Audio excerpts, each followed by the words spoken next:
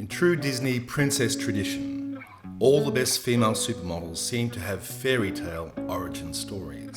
Just like Cinderella, that beautiful, kind-hearted daughter that sees her world turn upside down when her beloved mother dies, and her grieving father remarries another woman, the wicked Lady Tremaine, who has two equally cruel daughters, Anastasia and Drizella.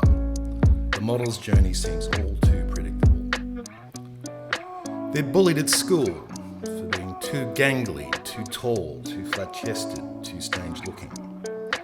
Boys prefer more comfortable ideas of beauty. So many grow up believing themselves to be unlovable, even social outcasts. Then a fairy godmother swoops in, perhaps at an airport, Kate Moss, or at a McDonald's, Giselle Bundchen, and the fairy godmother plucks them from obscurity and drops them into a life of international travel, money and acclaim.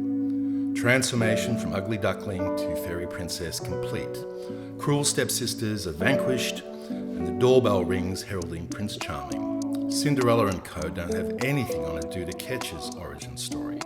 I was born in South Sudan. I grew up in a refugee camp in Kakuma in Kenya and moved to Australia when I was 7 or 8. When she arrived, she didn't speak any English. I was this tall, super shy, awkward kid, she says. I had a weird name and a gap tooth. Track forward to 2019, where Adut was named 2019 Model of the Year at the British Fashion Awards. Pleased to announce the Model of the Year 2019 is Adut Akech.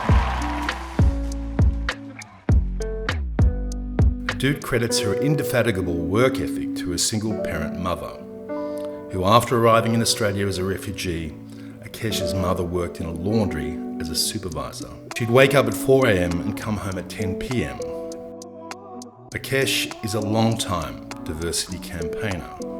She's spoken about her experience as a refugee for the United Nations and championed the representation of darker-skinned models in the industry. There was those days where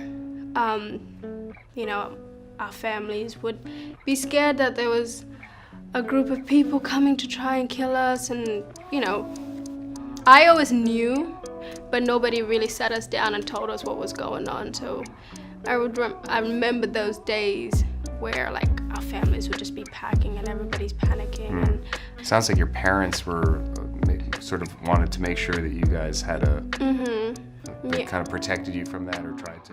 Yeah. As Vogue editor Edward Enninful and Valentino's creative director Pier Paolo Piccioli presented, ensured there wasn't a dry eye in the house.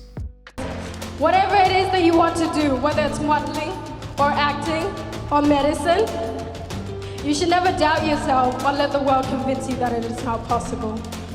Because if a little dark-skinned South Sudanese refugee who comes from absolutely nothing can do it, so can you. Don't let anybody tell you otherwise. Thank you so much.